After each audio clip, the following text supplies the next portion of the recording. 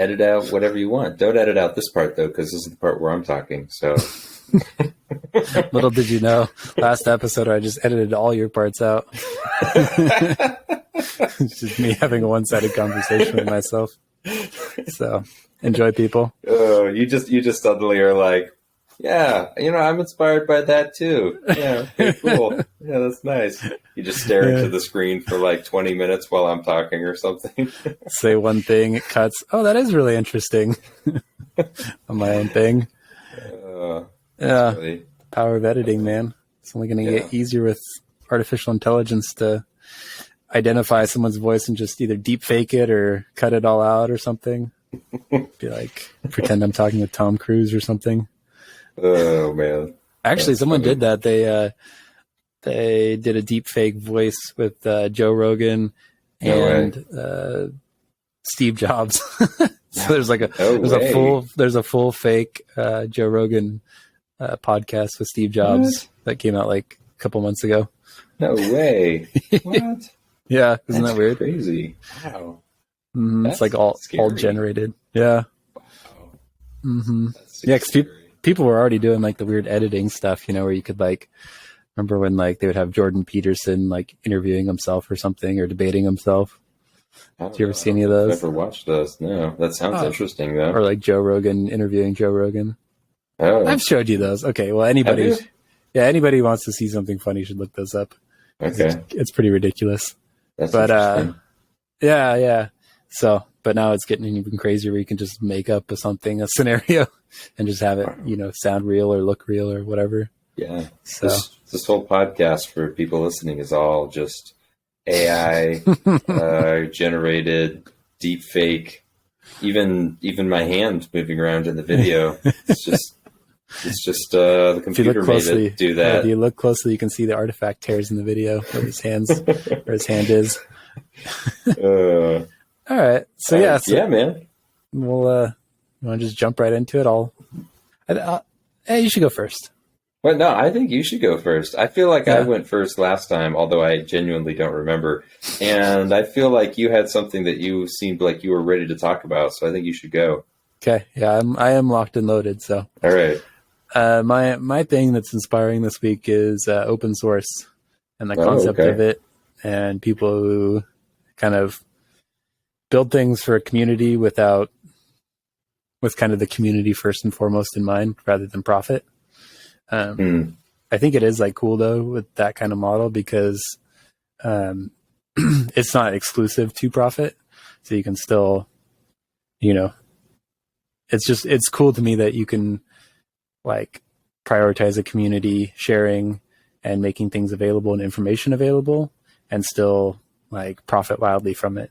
And so for me, like I've been using a lot of these AI tools and stuff for art, and kind of like when I was getting into it, I was trying to I can't go a week without talking about artificial intelligence, I guess, but I was trying to like foresee some of these problems. You might have heard me talk about it a couple weeks ago, but foresee some of the problems of where tech is going. And like, again, you look at social media and it's like all these problems that popped up in social media. Like all the warning signs were there, all like the things that people didn't necessarily foresee the outcomes, but a lot of like the indicators were there that these things could become a problem. And so, you think of something like Facebook. It started off kind of innocuous, right? Like it was like, oh yeah, you just share stuff with your friends. But like when you really like saw if you had stopped to like look at the companies and look at the people like directing the research and directing the innovation of these things, it would have raised some red flags, I think, just because people even before, there was all the censorship stuff or all the, the scare around kind of, or not scare, but like the like how it came out that all the companies were using sensationalized news basically, to drive engagement rather than like positive stuff. It's like all this stuff, like if you had like paid attention, you could have realized by just looking at the company, like what they were optimizing for and what they were trying to get people on board for and what they were using the data for and all this kind of stuff, like advertising, targeted advertising and whatnot. So like to me, like I think in some sense history is going to repeat itself. And like knowing that, you can kind of look at these companies today, and I think it's wise to try to like gauge these companies and try to figure out their motives earlier on than just kind of waiting for all the bad stuff to happen and be like, oh man, like really OpenAI was the devil. That's a bummer. Like I didn't know that. Like, I just thought they had cool products until it turned out that they, altered my reality, my reality around me with what the data or information they were feeding me, at all times. Like, is OpenAI the name of a company, or is that like a specific function of AI or something? Yeah, so there's a few big ones right now. OpenAI is one of them. Like I would say they're kind of, they were in collaboration with like Elon Musk, founded or like invested heavily in them. So they're like a startup basically that's kind of challenging some of the bigger guys. Like Google has their own department and division. I think they also partnered with Microsoft, or OpenAI also partnered or got a lot of investment from Microsoft. So basically they're their own company. Microsoft has invested in them, and then they get to use like their models and stuff for their corporate market basically. And so like they kind of just do the research, but then all these other big companies kind of use their tech and get like not necessarily dibs on it, but well, I guess Microsoft does have an exclusive license, but anyway,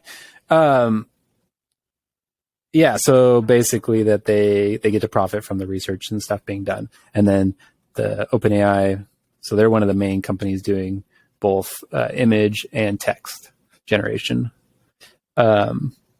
So like, and they're definitely very,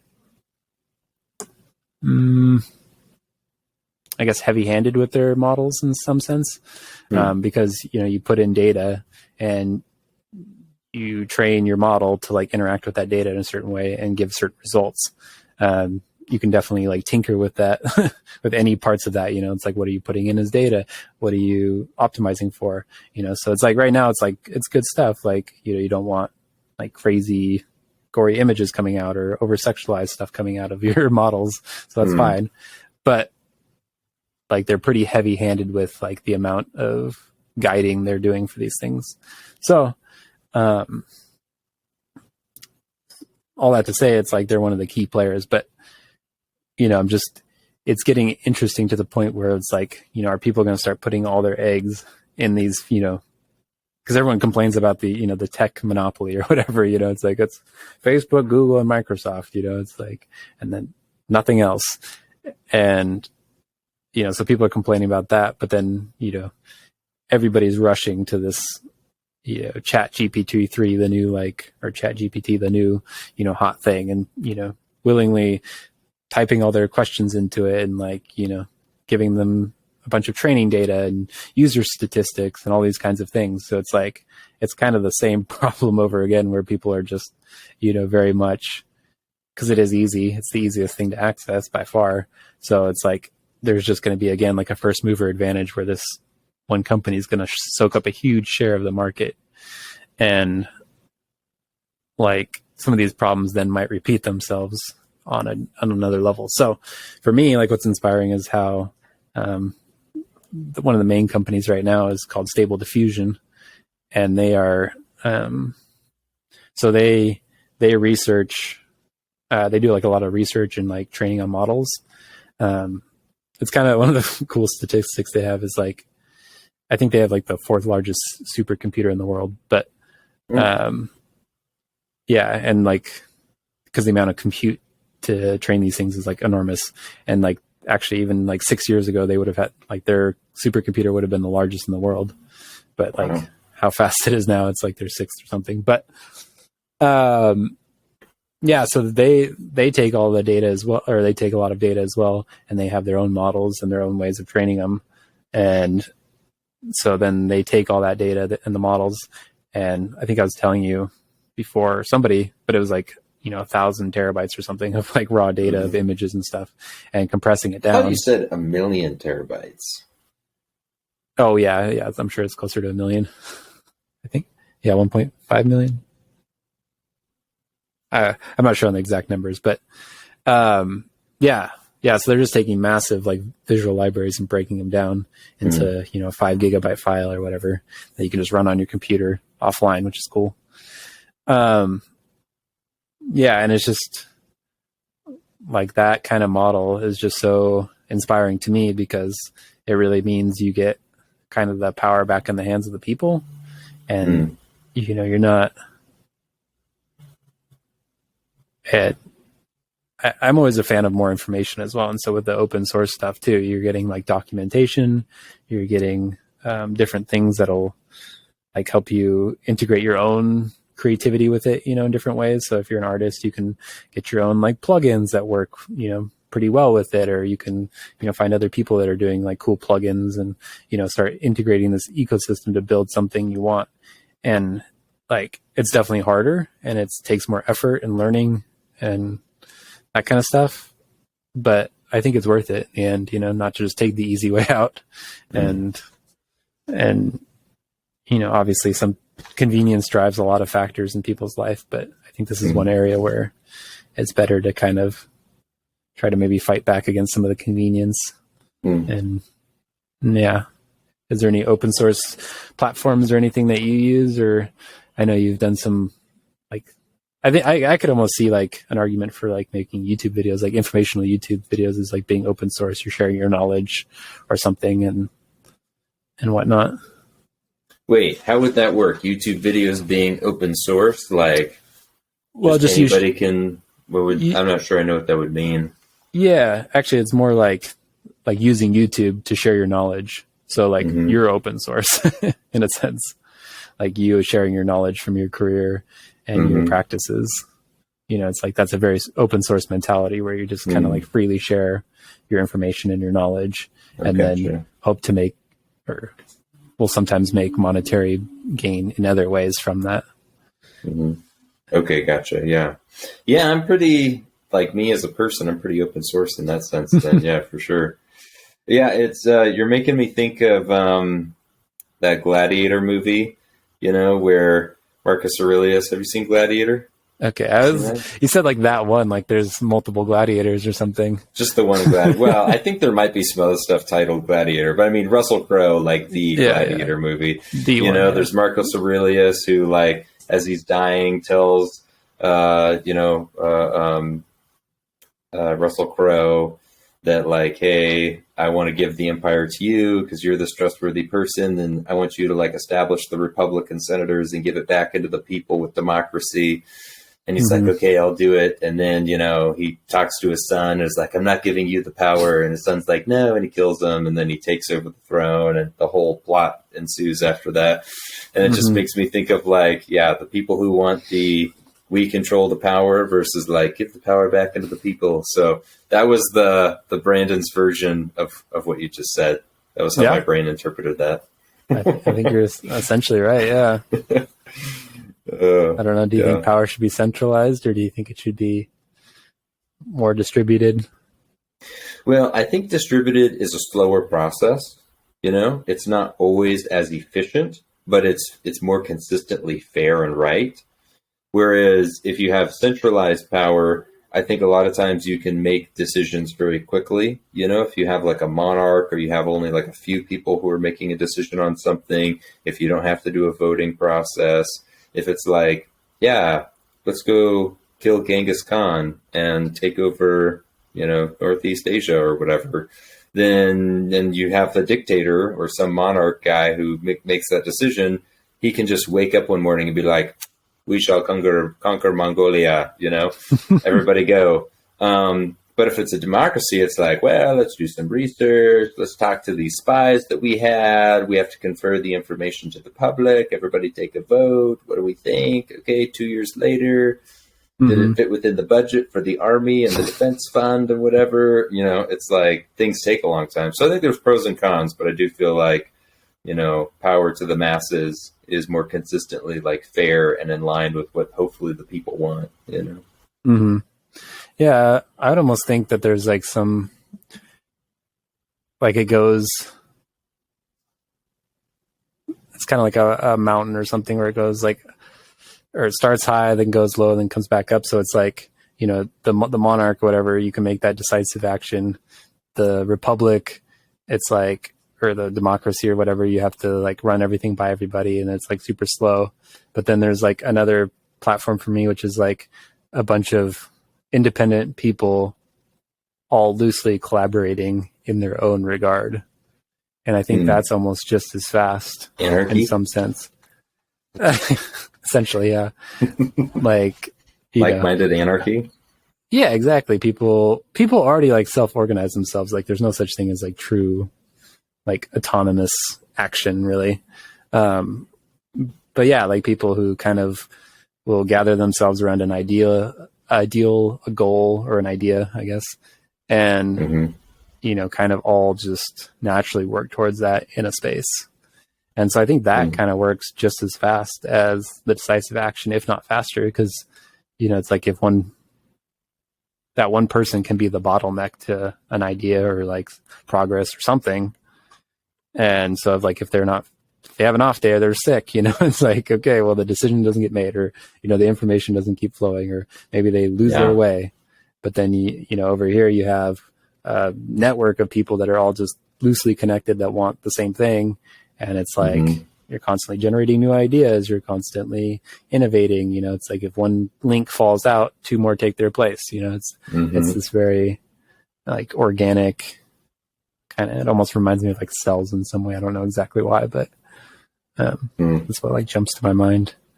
And so it's like, so yeah, I do think it's like quite dynamic, that system of collaboration and stuff.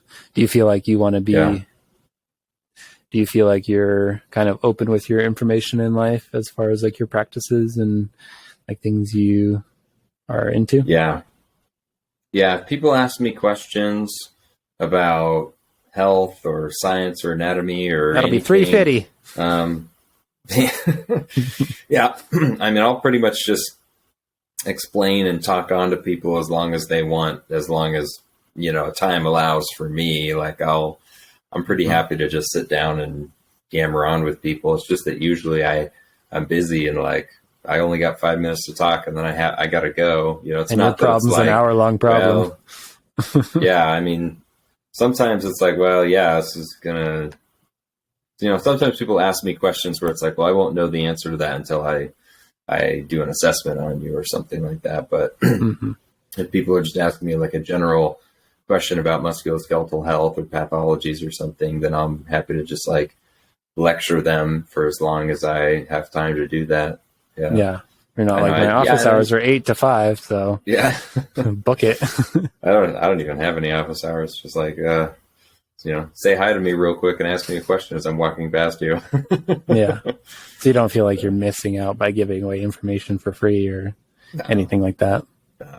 There's so much, there's so much information, and I feel like if you give somebody something of value, I think it just makes it so that they're more likely to continue coming back to you again.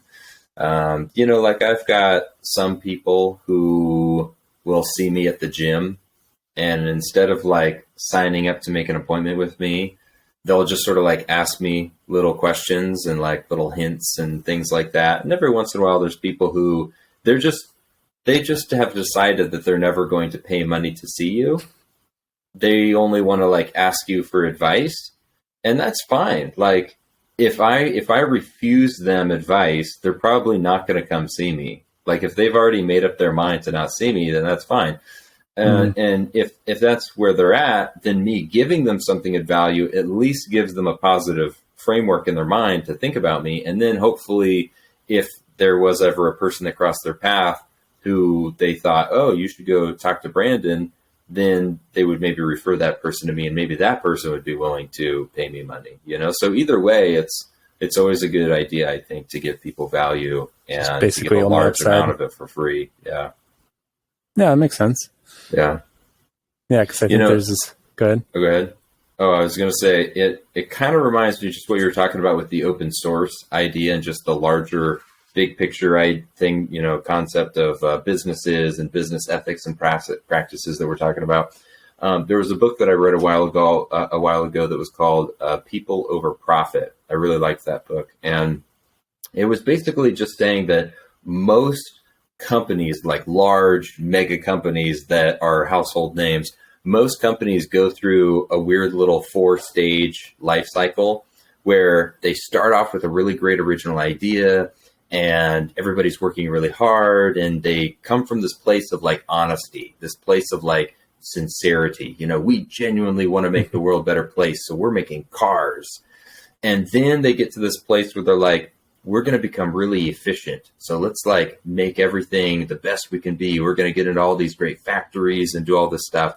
And somewhere along the line in efficiency, they like start cutting corners and they make a mistake. And they get to this place of like, oh no, oops, we like cheapened all of our products and we lost the quality and our employees didn't like us and we didn't really care about our customers and all these different things.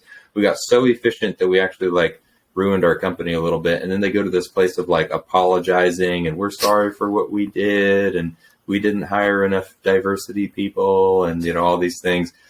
We did sweatshops in Asia, I don't know. And then they apologize, and then they kind of go back to this like, okay, now we have to like sort of start over again and think about what's our true identity as a company. And they have to like come back to the beginning and be like, okay, now we're coming back to transparency and honesty and what was our original value and message as a company and what are we trying to do. And then they like kind of go through this cycle again, So yeah, you're just reminding me of that. Yeah, I don't think it could be Disney because I don't think they've ever apologized for anything. I don't think Disney's ever repented of their evil. Even their racist cartoons, they just kind of deleted and hope nobody would remember. Yeah, even the stuff they did that was like truly racist, like way back in the day, before like what rights. They're like, what cartoon? Yeah, it's not on Disney Plus. What slang terms? We never said anything out of people. Yeah, we never did anything. Yeah, but there is some companies that do grovel. That's for sure. Like, we'll do better. Yeah. And some people even just pre-grovel. They're like, I don't know if we did anything wrong, but just forgive us now. And it's like, well, now you've done something wrong. I'm sure we hired a white guy at some point in our company's history. I'm sure maybe we'll get to the groveling stage on this podcast. In episode 3, when we talked about whales, that was insensitive to whales. Mischaracterize them. The whales don't identify as having blubber. That's an offensive whale term. Yeah. Interesting. So do you think so I guess another fun topic is censorship.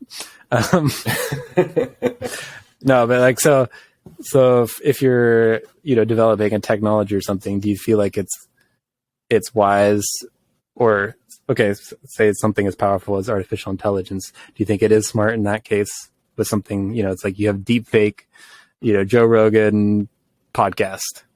It's like, do you think that it's such a powerful and dangerous technology that it makes sense to have like a company running it, or like, these entities that can have strict control on something like that? Or do you think the open source is okay, or just too dangerous to let people have access to? It's a really good question, honestly, because you could be creating sound bites that could completely misrepresent somebody's character or real world situations. Like what if somebody got accused of like a homicide or something, and somebody else released some kind of like, well, I have it recorded on tape that they admitted to killing this person, or, something a little bit more subtle that would like indicate that, this is the murderer of the story and now I get to inherit their kingdom or whatever it is. It's like if you had the power, AI generation, doing, voice manipulation and different things like, and it was like available at a consumer level and not well regulated and things like that, then yeah, people could totally be using that's very powerful technology. you could be using for serious evil and selfish gain and ruining other people's lives, but I mean, you can already, like you can do that right now with other things, shoot somebody with a gun if you want to, run them over with your car. But we've kind of regulated certain things like that. Like we've got lots of cameras, we've got, gun registrations, licenses, all kinds of different things like that. And now those powerful tools, machineries that we've created and technologies, because we've allowed a certain standard of regulation to them, we still have a sufficient enough freedom that people can enjoy them and use them properly. But it's not like you're just free to do whatever and you'll just get away with it 99% of the time. Like you probably won't always get away with it. It's regulated enough to create like a risk of evil for people.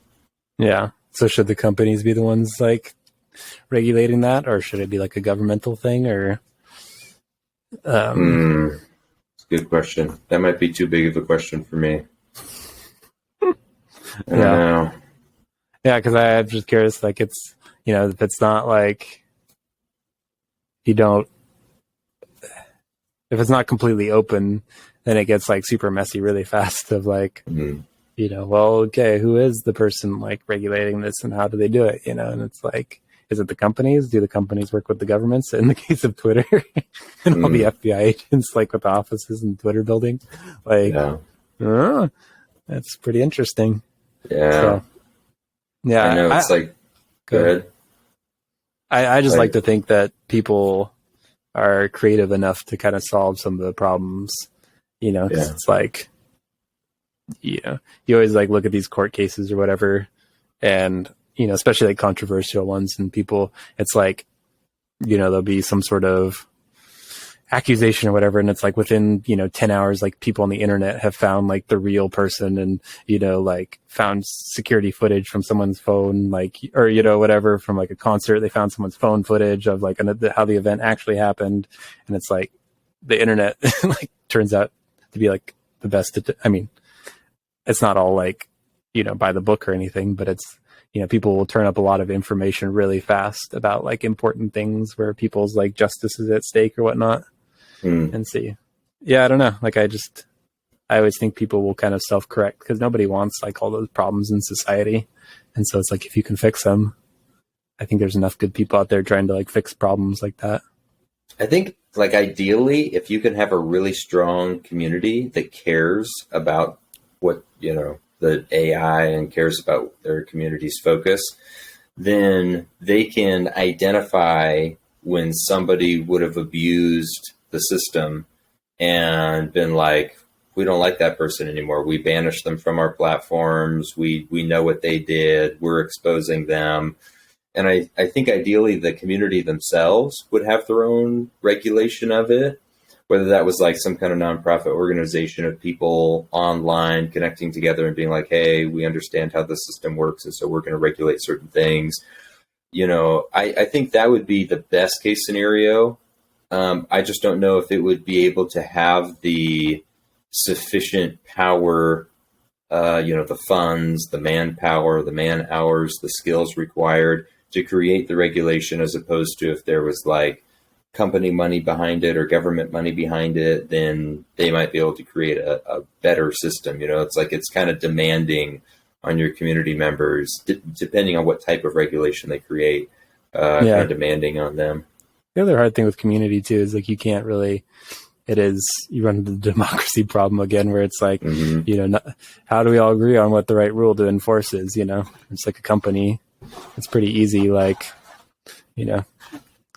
YouTube's like, these advertisers won't advertise on my platform and give me money if I allow this kind of content. So I'm just going to, not allow that content. So it's pretty straightforward there because the money speaks. But in a community where you're not necessarily money driven, it's like, well, what speaks at that point? It's like usually some form of like nepotism or something, or like people who have been in the community the longest, or some sort of prominence or power. But yeah, I don't know. It is weird. I'm always a fan of just like kind of letting people try to work things out first themselves before any big intervention. But it's just my anarchy roots talking. So, but yeah, a lot of the it is interesting seeing how many small communities there are now, just online and even in person in some places. And, I don't like to use Reddit as an example for anything, but some of these like Reddit communities are just hilarious with like how structured and organized they are, or like how just like rigid they are, where it's like you have to have been a member for 6 months before you can post. You can only post this kind of content at first, and you need to be approved by a moderator. And it's like they definitely have their own unique thing they're trying to do and like accomplish in their community, but it also leads to some other weird stuff. But I just haven't spent that much time on Reddit. I didn't know people were that strict about. Yeah, it depends what you're trying to join or whatever. It's like. Yeah. So, I mean, some people, it's like, you would almost think it's like their church or their like second home or something. It's like, with how like strict they try to, control everything. And so, in some Reddits, not everyone's the same. Sometimes like the moderator will just go AWOL and people just like have their way with the server. So, but, yeah. And I really like Discord. I think that's my jam. Just, it seems a little bit more open. You can't moderate chat as much. And so you can get away with asking the wrong thing in the wrong, or asking something in the wrong channel, not getting banned from the place.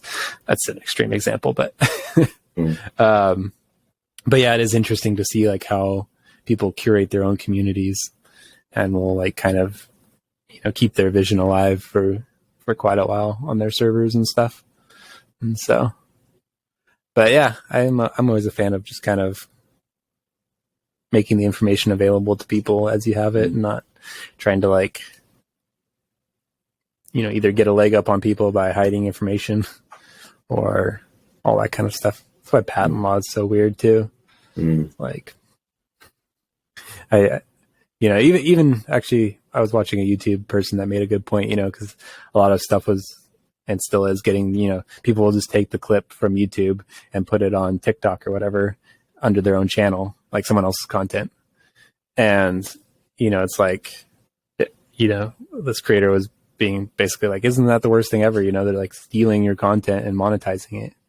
And another guy was like, no, it's actually like great. Like, because of that, you have like, even if just like 30% of their audience or like those views, like go look up who you are after that or whatever the number is, it's like you've just gained more following for doing zero extra work, It's like, yeah, someone's like stealing your work, but like you've actually just gained exposure and they're like out there marketing you essentially.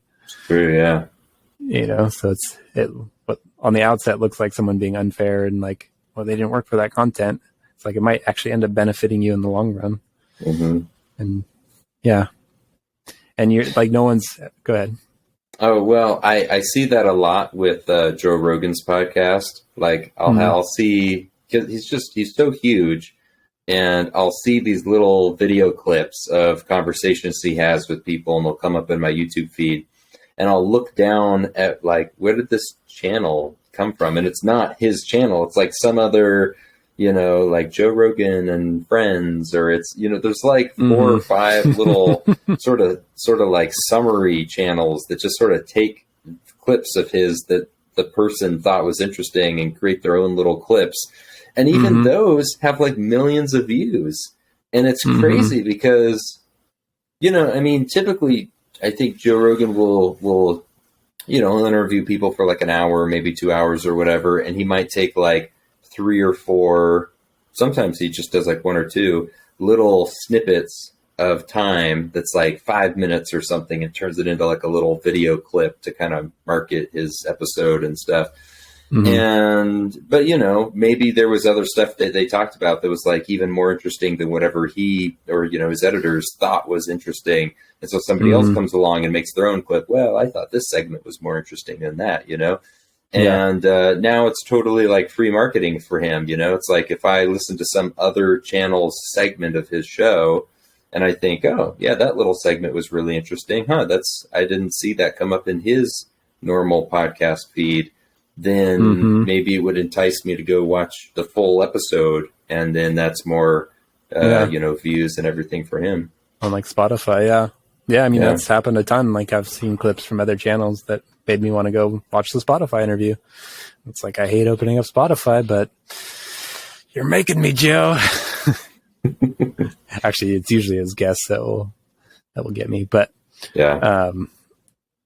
yeah, so it is, yeah, again, it's like, this idea that, I mean, technically someone's stealing your content from you that you made, but ultimately, is it like really hurting you, or is it benefiting you? It's kind of weird. Yeah.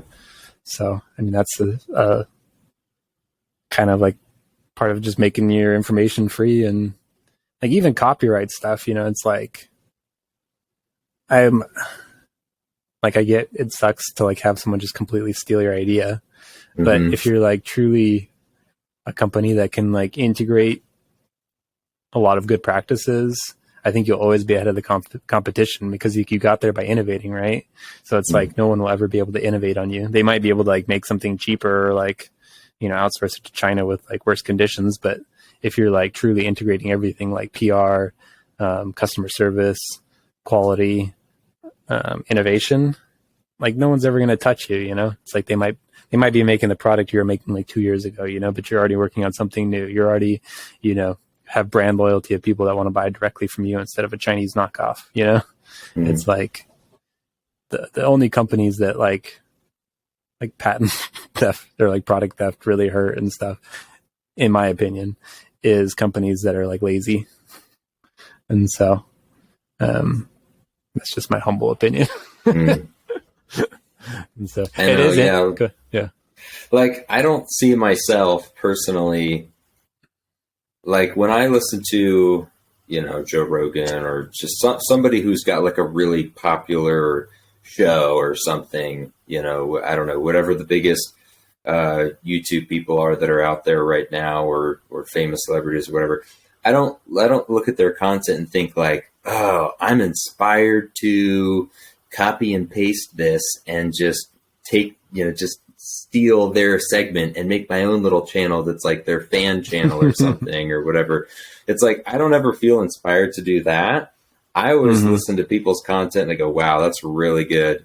Man, if I work hard, I could maybe become like that person someday. Maybe I could create some really great content that would like become big or help a lot of people. And then it just makes me like want to work harder on my own stuff. It doesn't make me want to like steal other people's stuff. That's just me. Yeah, no, I mean, like that's an admirable mindset. Unfortunately, there are people that want to steal, which is like weird, but yeah, that's, some people or even just blatant copy. It's like, well, if it works for them, but those are the people that like, it's just the metrics of success that they see that are important to them. Like the content doesn't matter. It's just like they want the things that surround that, whatever success means, or influence, or money. And so, but yeah. So it's been inspiring me this week, and just kind of figuring out what open source means. Like, how can you, like, is it a winning proposition, a losing proposition, because it's like, you would think if it should just be like clear cut if there's like a better way to do things, or like, like why do some people choose that route versus, total control and whatnot? Is it like a focus on money that like drives that? Is it a focus on, I don't know. Like, I just I don't understand why just everybody doesn't switch to open source, but maybe it's greed or something. I don't know.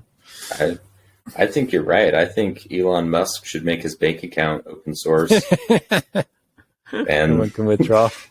Everybody can just withdraw whenever they want. We need some more depositors, please. Everyone's like, nah. We need people to volunteer for depositing money into the open source. No, we don't want to do that. Yeah, withdrawal only. That is an interesting point, though, about that kind of thing. You need someone contributing. Yeah. Not too many takers.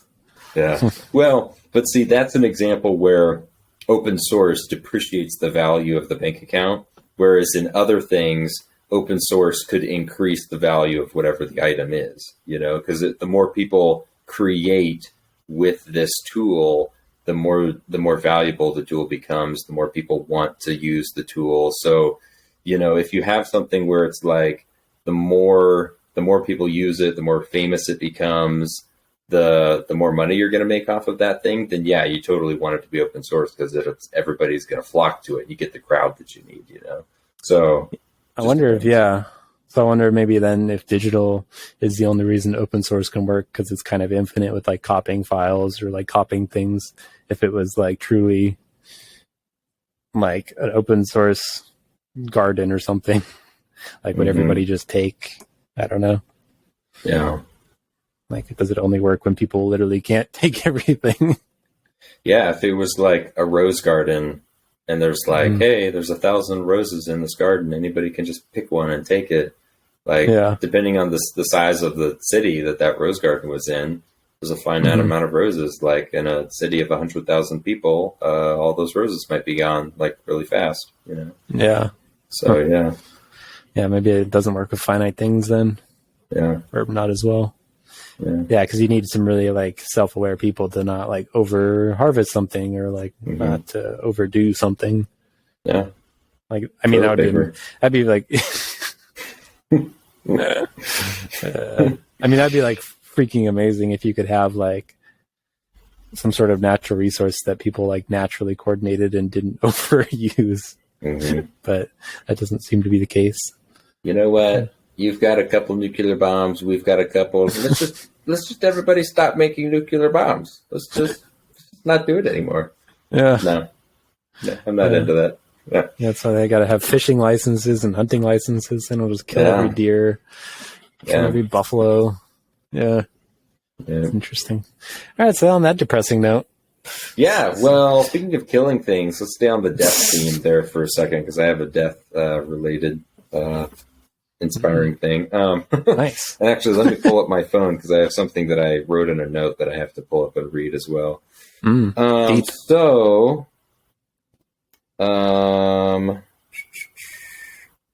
my inspiring thing, let me pull this up here, and there we go. I got it. Okay. My inspiring thing is the idea of eulogies. And I've kind of talked about this a little bit before with just the idea of legacies and things like that. But I kind of want to highlight specifically the act of a eulogy, giving a eulogy, hearing other people give eulogies. You know, it's just so interesting when you think about a person's life and how fascinating every human being is. They have so many details of their life, you know, the routines they had, you know, throughout their day, their job, what developed their life so that they got into that position of their job at the end of their career, their family tree, how it worked with all the different relationships in their life. What did they accomplish or do in their life? What were they remembered for? There's like, you know, there are people who have like multiple biographies written about their life, and we choose to write biographies because they're you know, about a person who is very significant to history or culture, or just a lot of people are interested in them, whatever it is. But when you think about the average person, like every human being has multiple biographies worth of storytelling information in their life. But so often at the end of a person's life, it's just this tiny little blurb in the newspaper that was like a couple sentences of like, they loved their family and the outdoors, and they're in a better place now. This was, you know, Bob. You know, I mean, this, like, so many people have that type of eulogy, you know? And I think on the one hand, it's really a shame when, and there could be two different components to this. I mean, it could be that a person didn't receive a very long eulogy because the people who knew that person just were not very articulate. Maybe the people, they didn't really have some great, you know, skill of a writer to like, let me write and bring forth this like beautiful eulogy of what, you know, maybe they're like, I don't know, I don't have the words. Like, I don't know what to say. I'm only friends with writers. Specifically tombstone writers, chisel it and rock. No. You know, so maybe the people who are writing the eulogies just, maybe they're not that great of writers. Oh, well, that's okay. You know, or maybe they're not even around anymore. Like somebody could have been the youngest person of their community to have been living, and everybody else was older, and their family and friends, and everybody passes away. They're writing eulogies for everybody else, but all the people who knew them throughout their whole life are gone. Now they can't. Nobody's really around who knows this person well enough to write a long eulogy. Do you think people should just write their own before they die? Maybe they should just write their own. I've written a few of my own. Maybe it's all ready to go, and just in case I pass away, it'll just copy and paste. Boom, it's open source. I'm gonna let my town write my eulogy.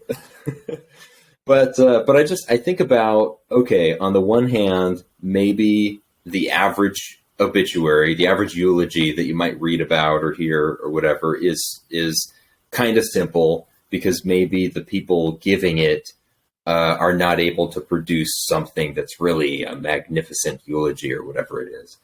Or, and this would be the worst reality, is maybe that person just didn't live a super interesting life. Maybe they didn't really get super close to people. They didn't accomplish a whole lot. They didn't make a big impact on the community around them. And so then when they pass away, they get a little bit forgotten. And I think that's kind of a fear that a lot of people have. I definitely can speak for myself, at least in my life. I've had moments where I just felt like, dude, if I passed away right now, who would even remember? I don't know. I would just have been like a weird flower that grew and passed away. And, what was all that toiling I did in my life?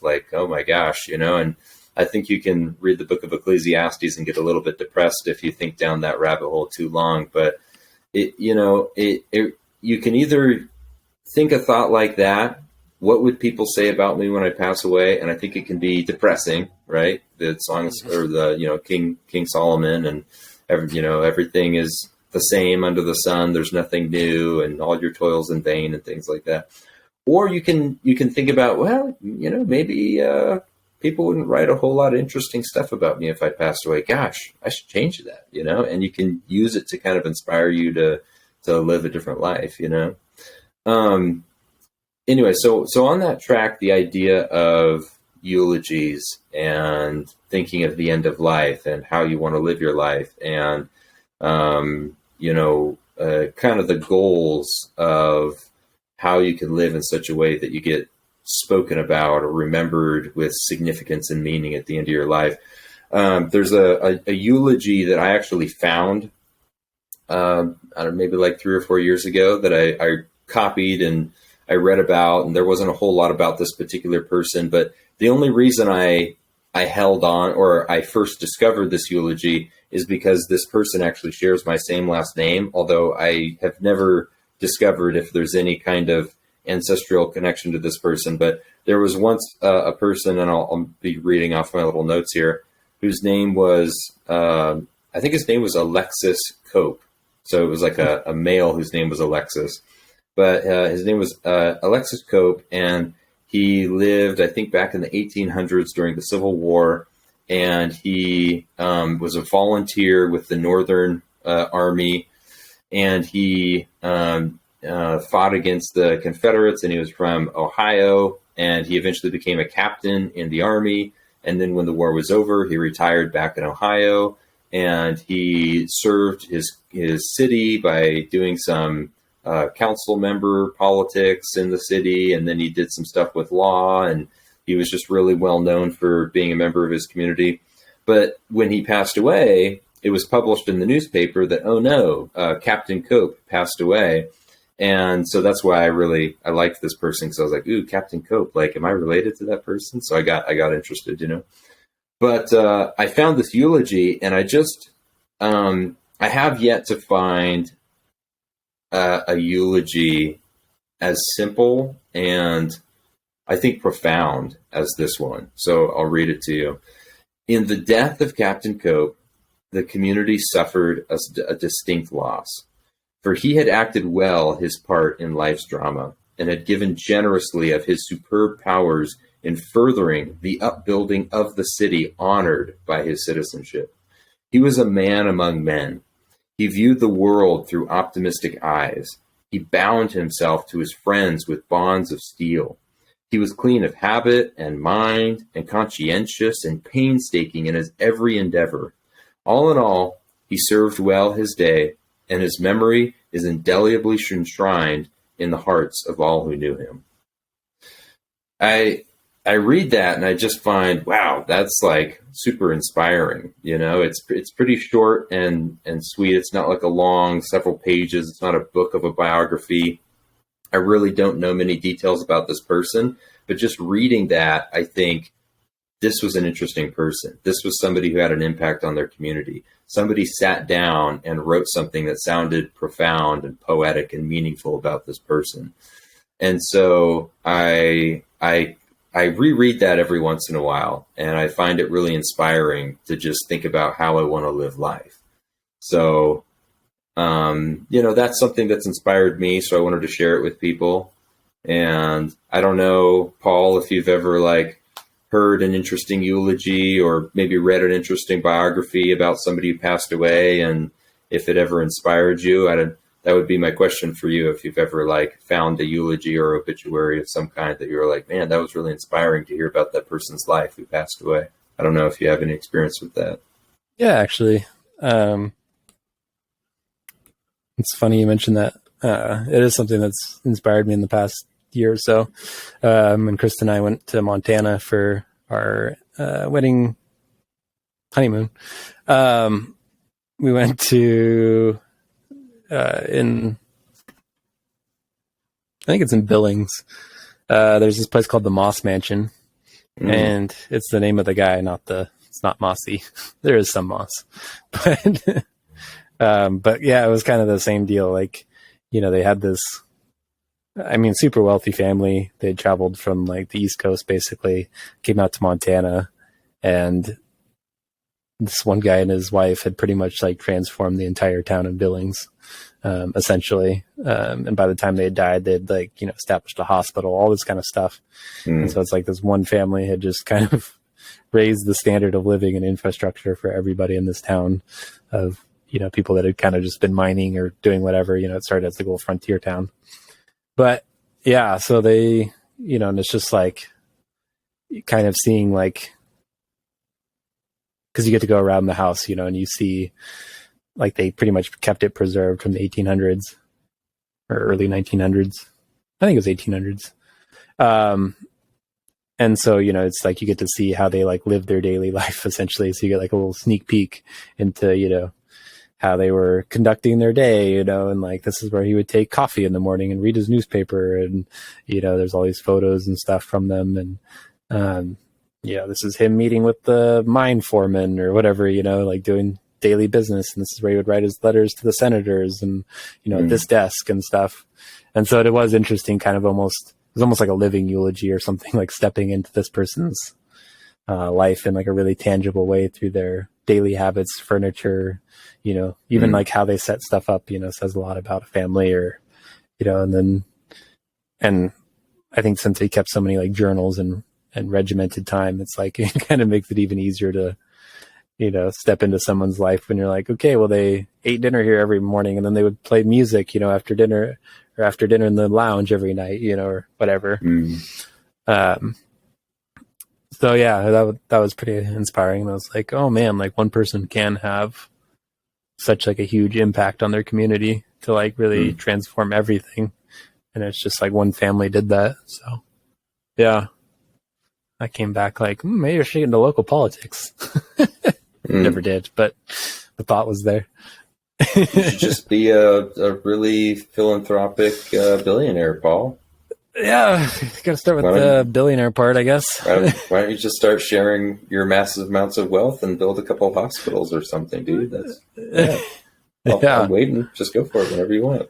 Yeah, I always wonder if I'm sure there's just good people out there. This is the cynic in me. I just wonder how many people made their billions and then they became philanthropic out of guilt. It's we exploited all the Indians and stole their land and we're mining on all of it. Now I'm filthy rich. I should probably build a hospital so the bad juju doesn't get me.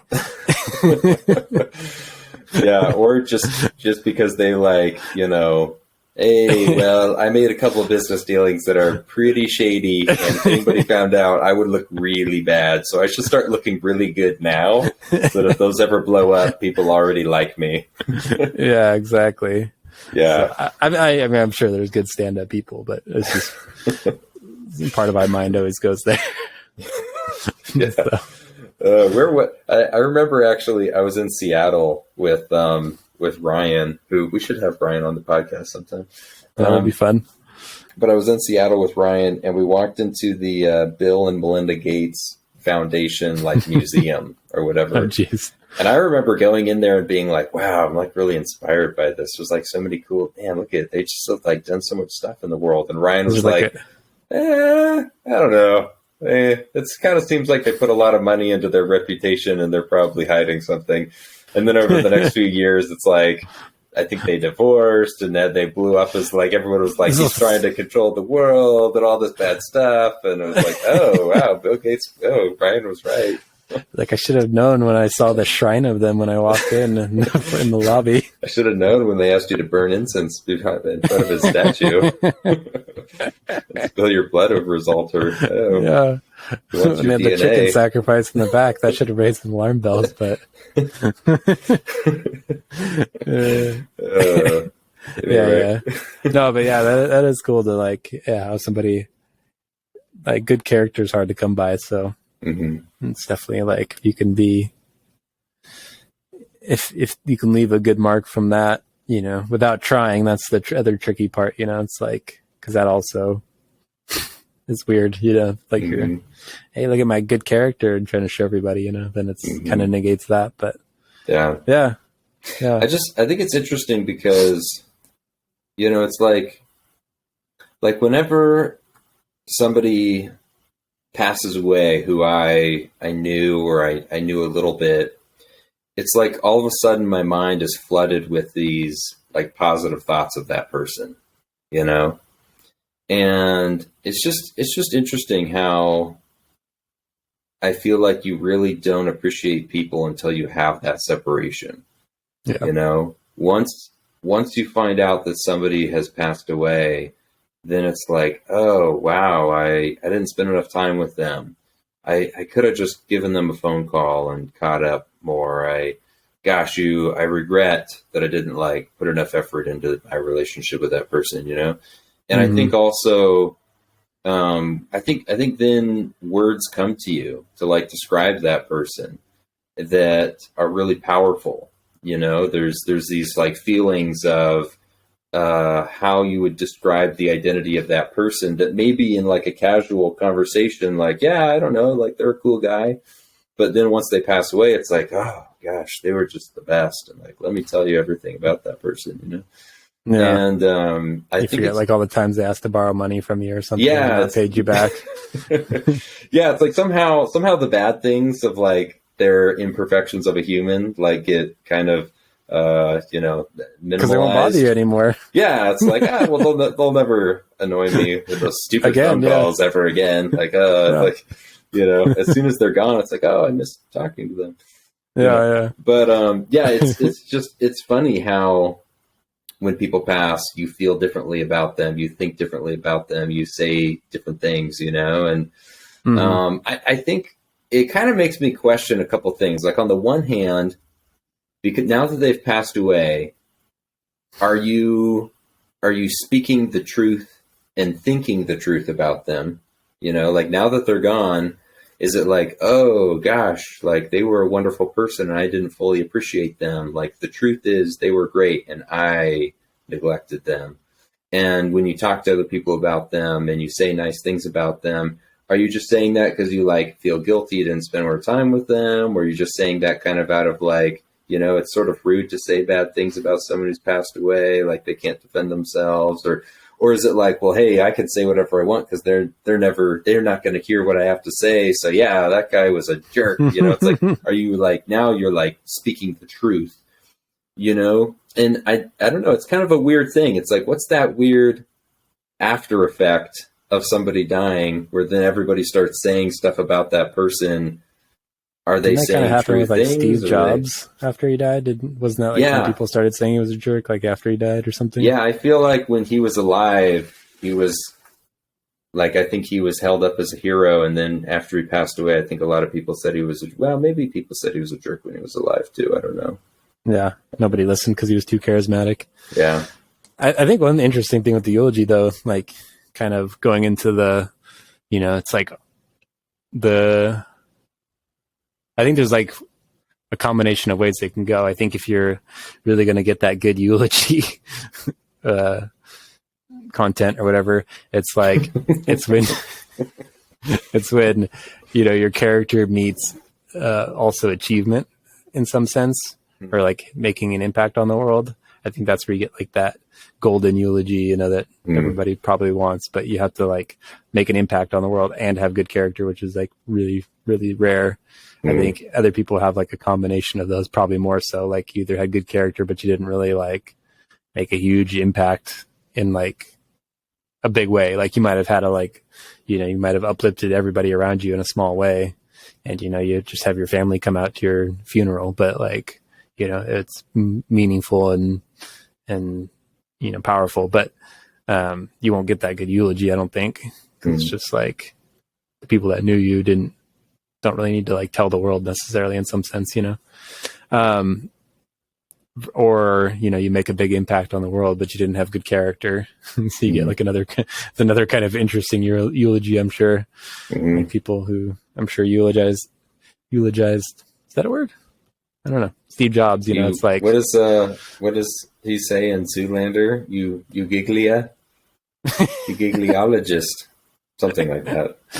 Anyway, but yeah, keep going. Like when like Trump dies or something, it's like, what are people gonna like say about that? Like someone who's eulogizing him. It's like, I guess it just depends who's doing it, I guess, and how you viewed him. But it's like, you'll get like, I don't know that. I guess that's not true. I guess some people will say he's a great person, but I don't think anyone's going to be honest at Trump's eulogy. I think people are just going to be like, he was like the greatest president ever, and the most amazing person in the whole world. And, because you're going to be on camera and recorded and all this stuff. So you don't want to be like, actually, I hated my dad. It's like you're gonna say that like in private somewhere later or something. You're not gonna like say that at his eulogy. Yeah. So that's where it's like, it gets weird when you have like the huge achievement without necessarily like the great character.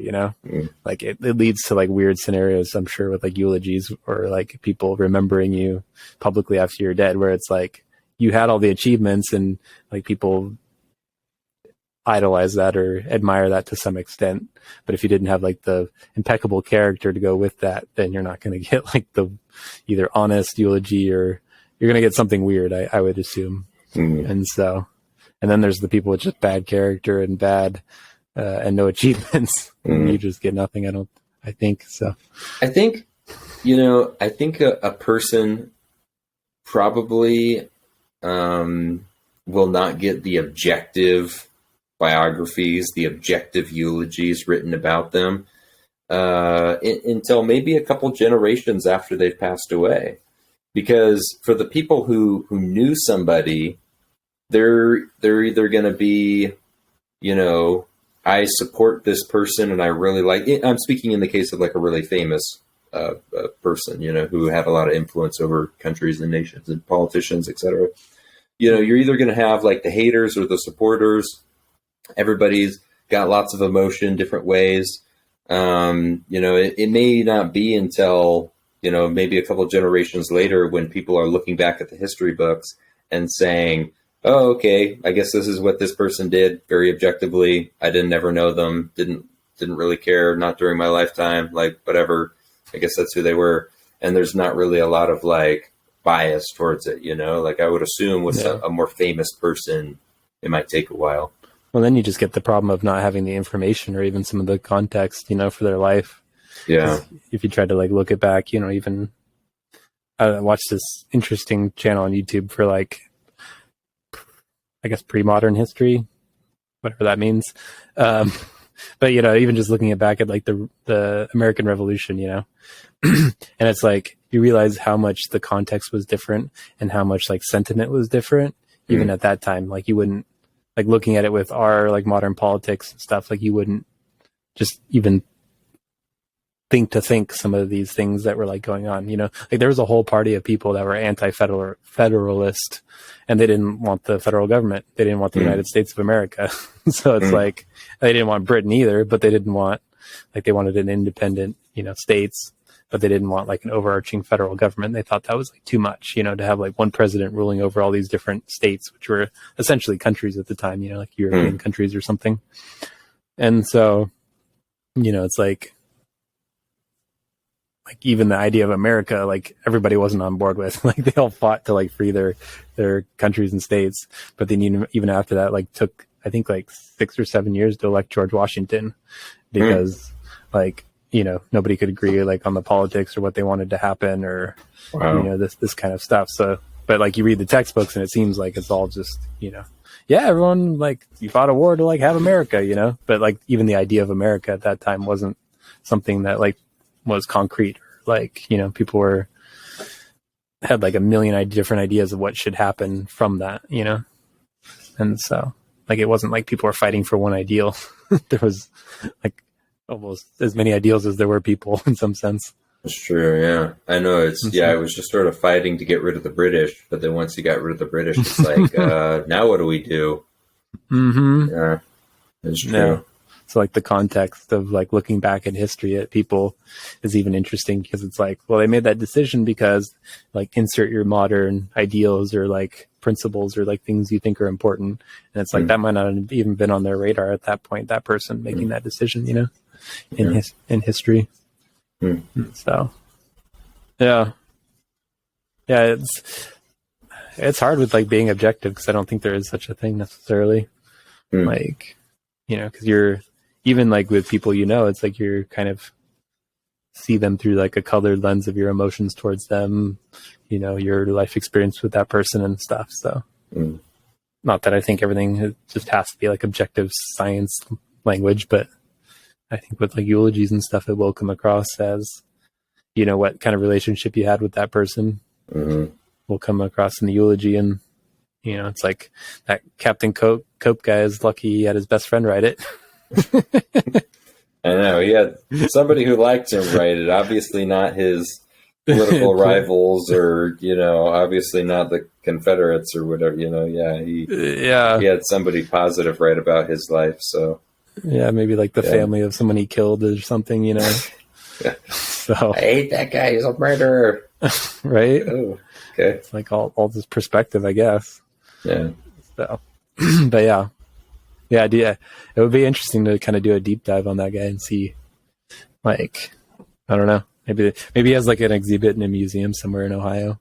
Yeah, that would be interesting. Yeah. I wonder, you know, if I went over to Ohio, and I found just one photo of him online, and just like some random facts about his life. But yeah, never any details beyond that. Yeah, he's kind of a mystery. You know, it's tough sometimes going back in history with people who were more in just the average citizen histories. You know, like today, if you want to research somebody, they've got their Facebook and their Instagram, and they've got, you know, diaries, and you can look through their school records and employee records, and, you know, there's just all kinds of stuff. There's like data out there that you can like basically write a biography about just about anybody, just because there's enough like data on everyone on planet Earth. It's pretty easy to do that kind of stuff. But yeah, you know, like 150 years ago, it's like, we had this guy registered in the census, and some people in this town said they knew who he was. He paid his taxes. Signed up in the army. Was on the city council. People said he was a cool dude. That's about it. Good enough for me. Yeah. Yeah. I was actually watching one of Matt's podcasts the other day, and he was interviewing a guy who kind of wrote a book about an autobiography, and they were kind of talking about like reasons to write an autobiography for your family and for like people to like pass down and stuff, you know. And he actually had put some stuff in his book that was just like about his town when he was younger, you know, and just like personal little stuff. Like, this is the first grocery store I started working at, and like, you know, they did a remodel in this year, and, you know, just basic stuff, but it was like interesting to him and like part of his heritage in this town. But Matt was even saying like with memoirs and stuff, like I think he had his great grandma or something had written some memoirs that he got to read. And it's like, ooh, that'd be interesting, you know, like to really just see like what this person was doing on a daily basis, or how they were, you know, approaching life, or what their attitude towards life was.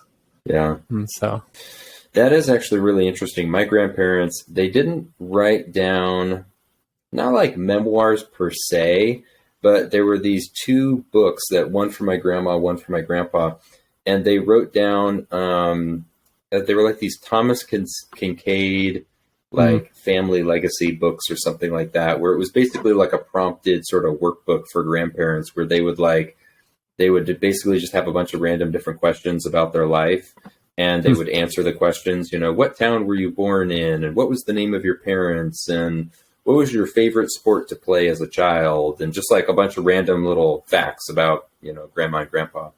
And they filled out all of that information, which was interesting. But I do feel like, I mean, my grandma's still alive, my grandpa has passed now, but I do feel like my grandpa lived a very interesting life, and he was a writer and a speaker. And I feel like he would have been really interesting if he had written an autobiography or a memoir of some kind.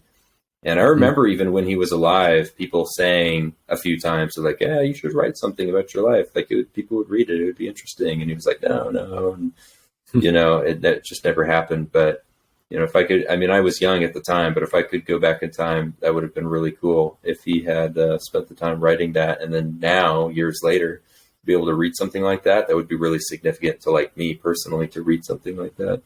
Yeah. You know? Do you feel like you would get an emotional connection out of that or anything? Or? Oh, yeah. Yeah, I think I would probably learn a lot of new things about my grandpa that I didn't know.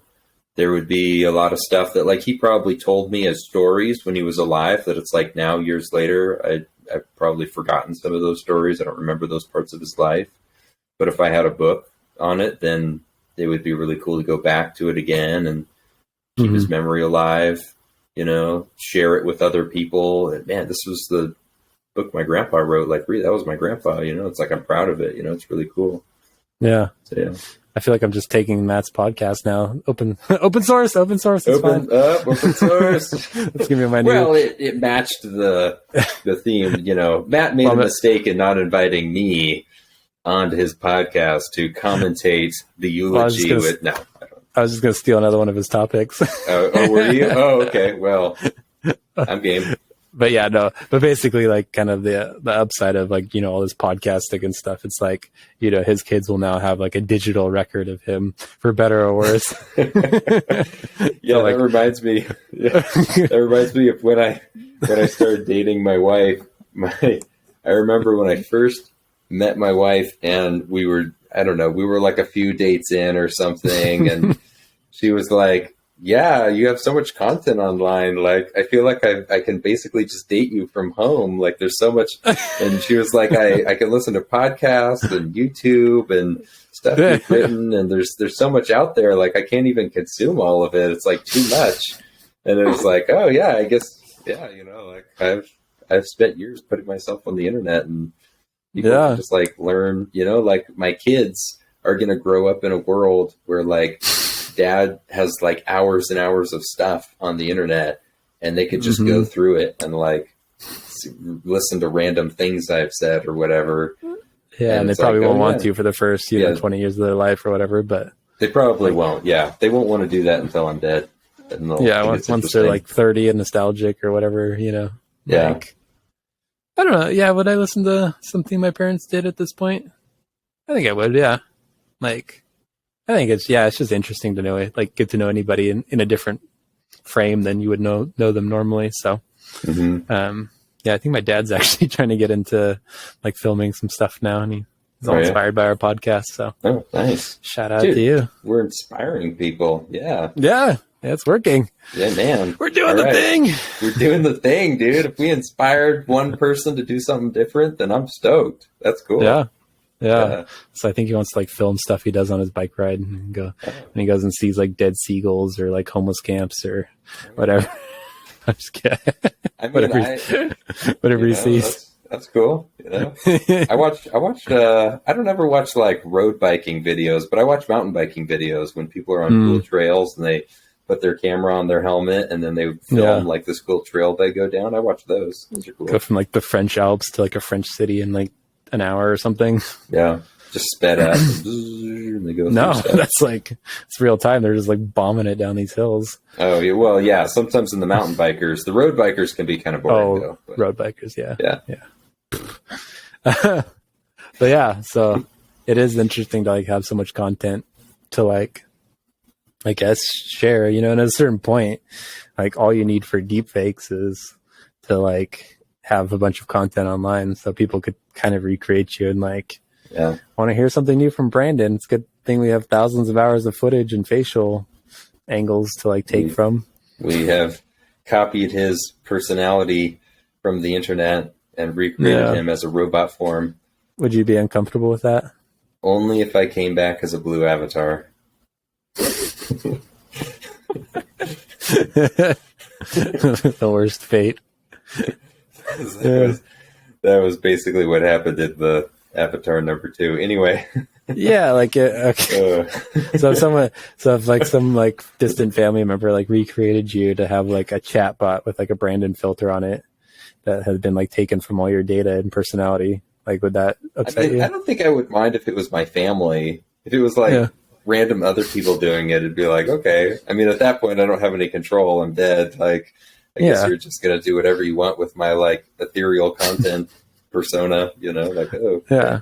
So if it's family, that's fine. Yeah, the weird thing is if they created some kind of like Brandon's personality chatbot thing, and I was like totally different than my real personality. They're like, tweak up the happiness filter real fast.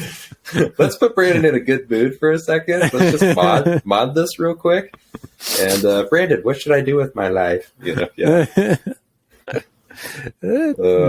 It's funny because last night we were just watching that movie Onward, that Pixar movie. I don't know. Have you seen that? It's basically this, with the like, trolls.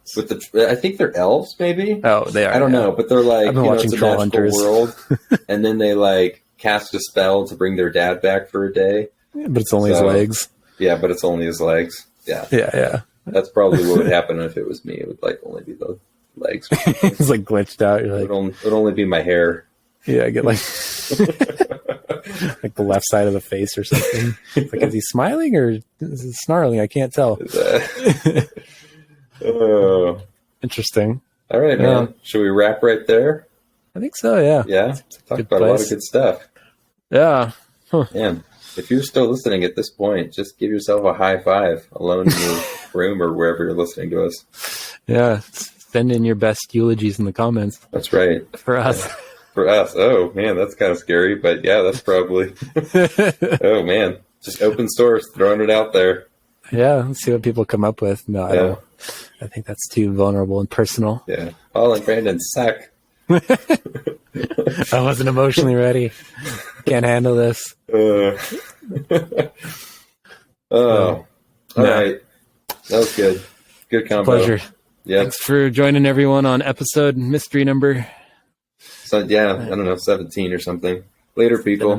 Thanks for listening.